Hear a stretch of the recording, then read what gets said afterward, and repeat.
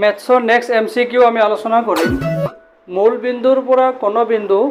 0,0 দূৰত্ব হল the distance of a point 0,0 from the origin is এই চাৰিটা অপচনৰ ভিতৰত কোনটো অপচন কাৰেক্ট হ'ব ইয়াত তোমালোকে এটা বস্তু চাব লাগিব যে এই কোৱেশ্চনটোত কিছু পেছাই দিয়া বস্তু আছে নেকি অৰ্থাৎ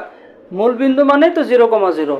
আকৌ ইয়াতে 0,0 তোমালোকক এক্সট্ৰা কি কিয় লিখি দিছে যাতে তোমালোকে কনফিউজ হয় যাতে তোমালোকে পাজেলত পৰি আনসাৰটো সহজে কৰিব নোৱাৰা তে গতিকে মই তোমালোকক বাৰ কৈছো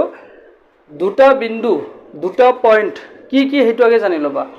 অৰিজিন তো মূল বিন্দুটো 0,0 আৰু এটা another point অন্য এটা বিন্দু 0,0 তেতিয়া হলে 0 ৰ পৰা 0 ৰ মাজত ডিসটেন্স কি হ'ব আলটিমেটলি 0 হ'ব therefore our correct option is option number A 0 কাৰণ তোমালোকে x2 √x2 - x1 whole square plus y2 - y1 whole square ইয়াতে তোমালোকে ভ্যালু বিলাক পুট কৰিলে মান বিলাক বহাই দিলে এইটোই পাবা